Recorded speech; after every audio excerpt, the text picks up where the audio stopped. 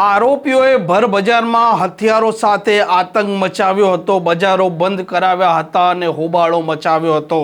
અંતે પોલીસ તેમના વિરુદ્ધમાં ગુનો પણ દાખલ કરે છે અને ઘટના સ્થળે લઈ જાય છે। તે સમયે તેમના મોં પણ નીચા હોય છે।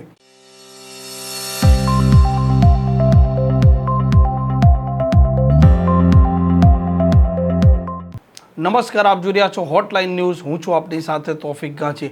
ગુજરાતમાં એક લાંબા સમયથી અસામાજિક તત્વો પ્રાણઘાતક હથિયારો સાથે આતંક મચાવી રહ્યા છે અને ત્યારબાદ પોલીસ તેમને કાયદાનું ભાન કરાવે છે, ઘટના સ્થળે લઈ જાય છે અને ઘટનાનું પોલીસની ભાષામાં રિકન્સ્ટ્રક્શન કહે છે, જ્યારે ગૃહ રાજ્યમંત્રી હર્ષ સંઘવીની ભાષા કહે છે કે વરઘોડો અને સરઘસ તો નીકળશે અને લંગડાતા પણ ચાલશે।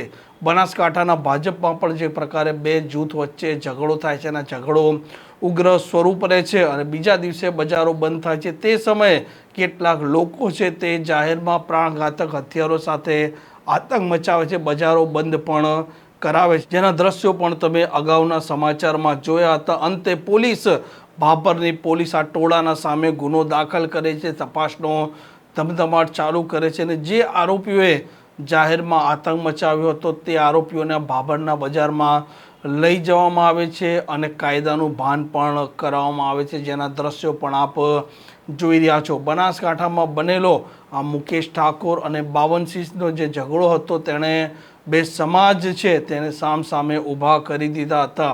આ મુકેશ ઠાકોર છે તેણે તેના છોટા હાથીથી એક બલેનો કાર છે તેની ઓવરટેક કરવા ગયો અને તે સમયે બાવનસિંહના સાથે ઝઘડો થાય છે, મામલો બિચકે છે, બંને વચ્ચે મોટી બબાલ થાય છે અને અંતે આ મામલો બંને સમાજના સામે આવે છે। બીજા દિવસે બજારો પણ બંધ થાય છે અને મામલો તીવ્ર પણ બને છે।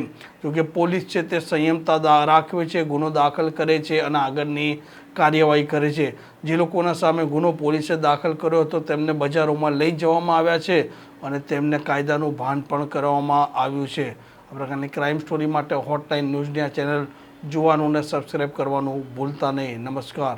આવા પ્રકારના વિડીયો તમને જોવા ગમતા હોય તો હોટલાઇન ન્યૂઝ ચેનલને લાઇક, શેર અને સબસ્ક્રાઇબ કરો।